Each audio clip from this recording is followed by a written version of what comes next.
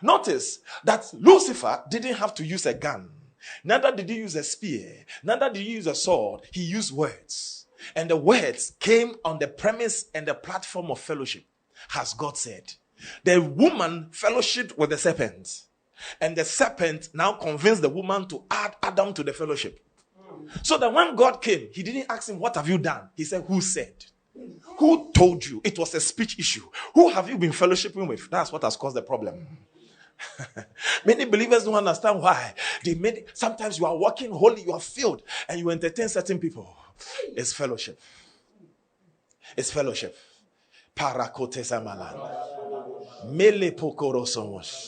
You know, we've read in scripture according to First Corinthians chapter 6, from verse 14 downwards, he spoke about how we should not be unequally yoked with unbelievers. We should be unequally yoked with unbelievers. And when he spoke about this unequal yoke, this unequal yoke with unbelievers, he spoke about the fact that we can't be connected. We can't be connected with unbelievers. Be ye unequally yoked together with unbelievers. Now, the apostle was not talking about we not having friends who don't believe in God. No. You see, when they use their terminology, I want to, Isaiah 52 verse 11. Let's go there to Isaiah 52, 11. We want to see some of the things of which he's talking about the yoke with unbelievers. Isaiah 52 verse 11.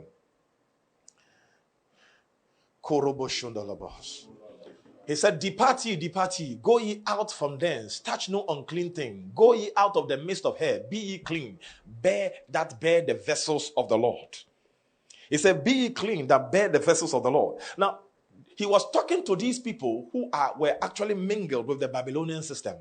He was talking about departing from their normal way of worship. They were worshiping what they worshipped. They were paying attention to what they were paying attention to. So when the scripture talks about we not being unequally yoked with unbelievers, it speaks about the unequal yoke in marriage, unequal yoke in worship, and the unequal yoke in desires. Not having contact with them. Because actually, when Jesus spoke about being yoked together, according to Matthew 11, when he says that my yoke is easy, my burden is light, that yoking together, Matthew 11, 27, yes, 28 and 29, he spoke about how that this yoking together was a principle of the day.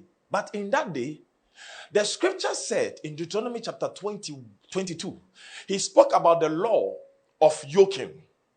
And this law of yoking said that you were not supposed to yoke an ass with an ox. An ox cannot be yoked with an ass.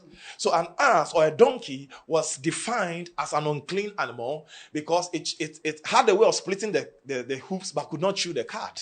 So it was not supposed to be yoked together. So that yoking, the ass is the unbeliever, but the ox is the believer. Actually, the principle of yoking was actually done by yoking an elderly ox to a young ox. So an experienced ox is linked to a younger ox. So that the experienced ox, based on what it knows, will transfer by association to the younger ox. So wherever the ox goes, the time the ox will rest, the time the ox will till, the energy the ox will use, the young ox has to learn it. Even if the young ox does not want to do it, when the elderly ox is working, because they are yoked, the younger ox cannot sleep.